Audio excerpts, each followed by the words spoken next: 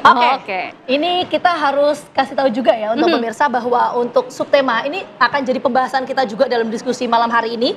Untuk subtema yang nanti akan dikedepankan dalam debat adalah ada 6 subtema, yaitu penanganan banjir, kemudian penataan pemukiman, penurunan emisi dan polusi udara, serta transisi energi terbarukan, kemudian pengelolaan sampah, ketersediaan air bersih, kota layak huni, dan penataan ruang terbuka hijau. Jadi kita akan langsung coba dalami 6 subtema ini ya Ken ya? Betul sekali, mungkin lewat dari juru bicara yang sudah hadir malam hari ini ya. Kalau tadi kita sudah mulai dari pasangan calon nomor urut 1, kita mulai kali ini dari pasangan calon nomor urut 2. Bang Fernando, kalau kita melihat 6 subtema yang kemudian akan dibedah dalam tema besar tata kota dan juga perubahan iklim ini, apa kemudian rancangan atau program-program yang akan dibawa oleh pasangan calon nomor urut 2 untuk menyelesaikan permasalahan tersebut? Ya, permasalahan Jakarta itu tidak hanya masalah kemacetan, banjir, ya termasuk sampah.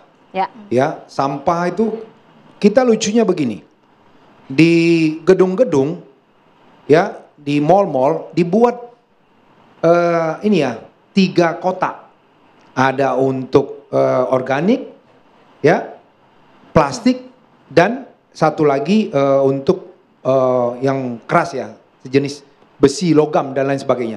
Tapi lucunya dibikin 3, dipisahkan begitu.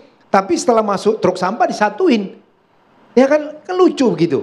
Nah ini nanti Pak Dharma akan bikin pengelolaan, karena ada sebenarnya satu kabupaten di Jawa yang bisa mengelola sampah itu.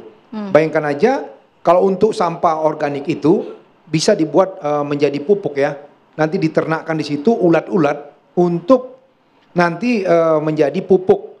Apalagi kan Jakarta nih, kalau kita nih Jakarta inflasinya itu terkait dengan masalah daya beli kita.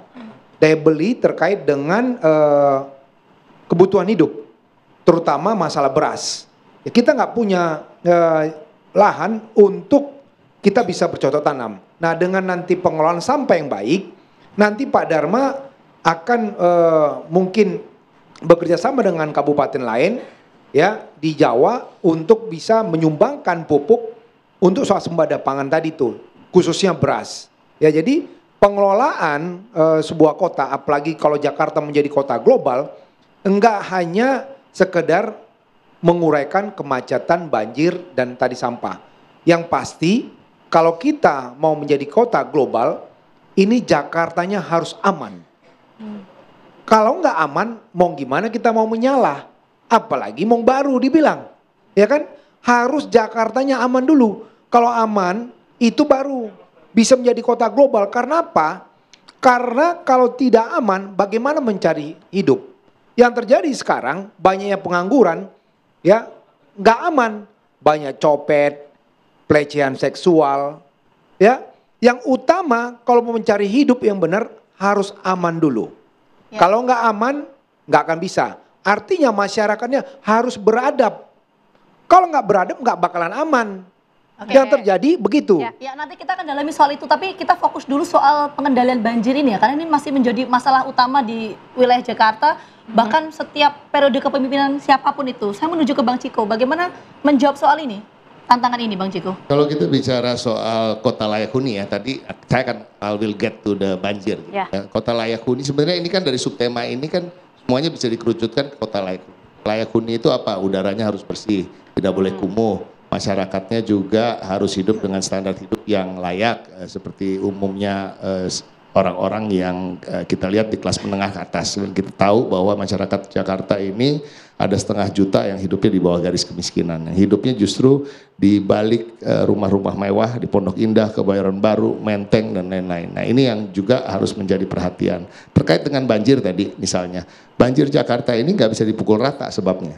Jadi tentunya yang dijadikan solusinya juga berbeda-beda. Kalau kita bicara di utara misalnya, di utara ini kan karena meluapnya air laut misalnya. Nah kalau terkait dengan proyek Giant Seawall, Mas Pram dan Bang Dul sesungguhnya lebih akan mengedepankan yang namanya Giant Mangrove Wall. Jadi Giant Mangrove Wall tetap dengan fungsi yang sebenarnya sama dengan Giant Seawall, tapi lebih untuk menyerap kemudian air-air itu untuk tidak untuk kemudian tidak masuk ke dalam daratan. Itu kalau kita bicara banjir di utara. Tapi kalau kita bicara banjir di selatan misalnya, umpamanya di Jalan Bango gitu, di Pondok Labu gitu. Kebetulan saya ini kan usia 51 tahun, hidupnya dari lahir sampai sekarang tinggal Jakarta. Jadi tahu tuh sudut-sudut kota. Yang mudah-mudahan yang dari Bandung juga ngerti bahwa Jakarta ini nggak bisa dipukul rata gitu, nggak bisa dibaca hanya dari data. Artinya apa? Itu kalau di Pondok Labu kenapa? Karena memang hidupnya di bawah dataran gitu. Jadi kalau dia di situ ya mau nggak mau sebagian dari teman-teman yang tinggal di situ harus dipindahkan. Ya kan tentunya terkait dengan itu tadi, termasuk dengan bagian penataan yang kumuh. Nah, kalau kita bicara soal di daerah Kemang misalnya, nah kenapa? Karena sungainya itu menyempit, gitu. Artinya apa? Pasukan orangnya harus setiap pagi ada di situ, kemudian terus membersihkan sampah dan mengeruk tanah-tanah yang kemudian menyempitkan sungai itu. Jadi Jakarta ini tidak bisa hanya kita berpikir dan melihat dari data-data saja. Jakarta ini betul-betul kota yang unik, kota metropolitan yang unik, sudut-sudut kotanya itu berbeda dan berubah-ubah karena dari waktu ke waktu. Kenapa? Karena penduduk yang masuk itu begitu banyak, ya, dan setiap berbeda dengan daerah-daerah lain sehingga kalau kita mau menyelesaikan permasalahan ini harus orang-orang yang betul paham. Oke, jadi penyelesaian ini berbeda-beda tergantung daerahnya ya. Daerah di wilayah Jakarta. Kita ke Bang Ahmad, bagaimana?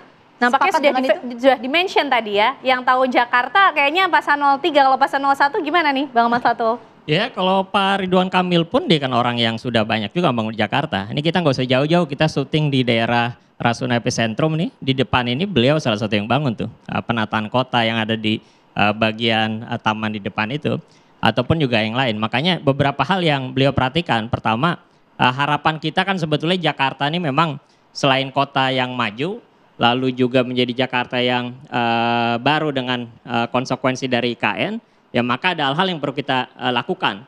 Contoh misalnya mengenai apa tadi, soal penataan pemukiman misalnya. Di Indonesia, di Jakarta ini masih banyak sekali. Hampir sekitar 450 RW di Jakarta ini masih tergolong RW kumuh kalau kita mau lihat datanya, basis datanya. Bahkan ada isu, ini mungkin dicek nanti ya, salah satu bagian RW yang kumuh, dekat bagian RW yang kumuh itu adalah tempat tinggal wakil presiden kita kemarin, Pak Maruf Amin, itu salah satu contoh. Atau konteks bagaimana hunian di Jakarta, orang-orang Jakarta nih paling rendah nih, orang yang punya rumah di Jakarta. Jadi hanya sekitar 56% orang Jakarta yang punya rumah di Jakarta. Jadi sebagian besar ini kita orang-orang yang sulit untuk punya rumah nih di Jakarta nih, apalagi nih anak-anak muda, milenial, pasti tantangannya besar sekali. Nah oleh itu makanya beberapa hal yang terkait dengan hunian misalnya yang dicoba untuk diluncurkan, ini kan sesuatu yang awalnya mungkin dianggap imajinatif misalnya. Seolah nih orang-orang pada bingung untuk berpikir apa untuk membangun Jakarta. Makanya salah satu yang disampaikan oleh Pak Ridwan Kamil adalah untuk membangun hunian layak, terjangkau, dan mengoptimalkan aset-aset Pemprov. Misalnya salah satunya ada di pasar, Mas Ian. Itu bisa kita lakukan pembenahan atau pembangunan dari hunian vertikal contohnya, ataupun juga di tempat lain. Dan ini contoh gambaran juga bagaimana kita bisa meningkatkan kota kita nih bisa layak huni untuk seluruh masyarakat. Mengenai banjir tentu ini salah satu hal yang menjadi PR banyak sekali ya. Di Jawa Barat sendiri pun Pak Ridwan Kamil juga salah satunya kan dia berkontribusi juga tuh membangun bendungan besar bersama pemerintah, dan itu juga untuk menanggulangi salah satu banjir di Jakarta. Nah, tentu apa yang dilakukan, yang sebelum dilakukan oleh Pak Anies, Pak Ahok dan sebagainya ini akan kita coba review kembali. Salah satunya adalah bagaimana bentuk yang dulu pernah dilakukan normalisasi, lalu ada ide naturalisasi, ataupun juga ada sumur resapan ataupun yang lainnya. Nah, ini kita coba lakukan sebagian besarnya, termasuk juga kita membangun juga nih bagaimana relawan-relawan dari masyarakat nih yang bisa untuk menanggulangi banjir dan sebagainya.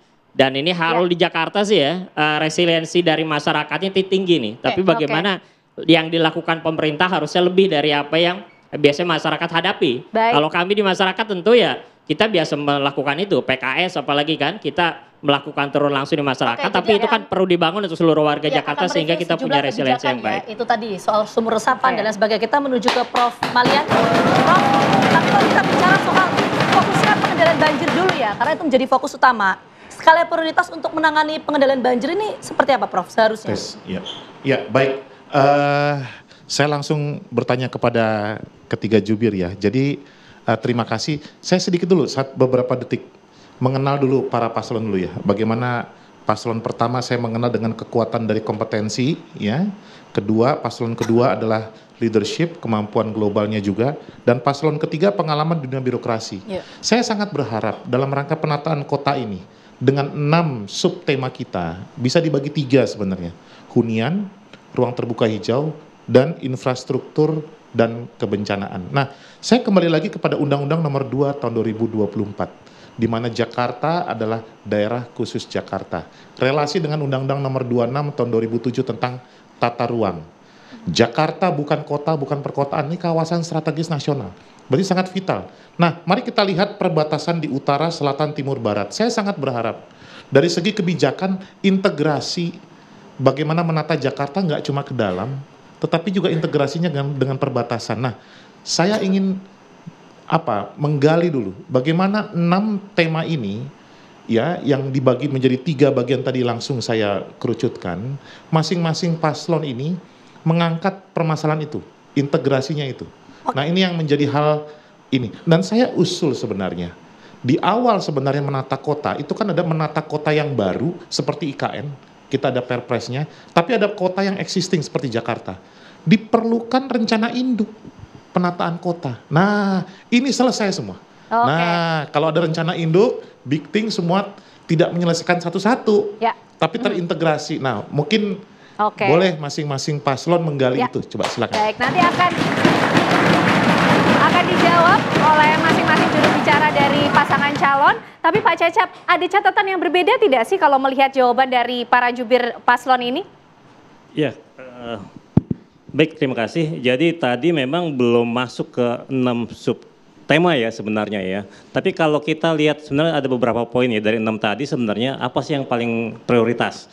Saya kira kalau kita bicara dari kerangka nasional ya, ada persoalan ketahanan energi, pangan, dan air. Jadi satu dari 6 itu adalah masalah ketersediaan air bersih. Jadi ini saya kira perlu mendapat sorotan ya dari para calon gubernur yang hari ini diwakili oleh para jubirnya. Itu yang pertama. Kemudian yang kedua, bicara masalah kita lihat Jakarta, keluar Jakarta itu kalau pagi sendiri sudah warnanya udah beda. Beda kalau mungkin kita ke Papua lihat masih langit biru. Ke Jakarta keluar gelap, kelabu. Jadi ada persoalan apa di situ? Ada masalah persoalan udara, ada persoalan masalah emisi, polusi udara. Ini nomor 2 juga ya. Ya kalau kita lihat dari 6 subtema itu, ini bisa jadi sorotan penting juga sebenarnya. Memang kalau masalah banjir memang masalah lokal, saya sepakat. Beberapa itu berbeda-beda penanganannya. Kemudian untuk masalah pemukiman, ini kan banyak ide-ide besar yang saya kira perlu diperhatikan untuk realisasinya. Kayak tadi masalah RTH di atas atap gedung yang cukup inovatif. Tapi bagaimana penerapannya di wilayah-wilayah dengan kepadatan tinggi yang menjadi tantangan tersendiri. Misalnya kalau dari pertama, kalau yang kedua masalah penerapan pemukiman. Bagaimana relokasi kawasan kumuh itu dapat membantu. Tetapi juga perlu ada strategi untuk memastikan bahwa pemindahannya tidak menimbulkan masalah baru. Kalau dari yang ketiga, memang ada pembangunan perumahan yang berbasis pada khusus ya TOD untuk mengurangi penggunaan kendaraan pribadi itu perlu diapresiasi. Tapi perlu penerapan di daerah kumuh itu perlu memerlukan pendekatan yang holistik saya kira. Ya nggak bisa seperti itu. Tantangan yang tadi disebutkan oleh Pak Cecep nanti akan kita tanyakan kepada masing-masing pasangan calon. Tapi kita jeda dulu, kami kembali hadir saat lagi untuk Anda. Tetaplah bersama.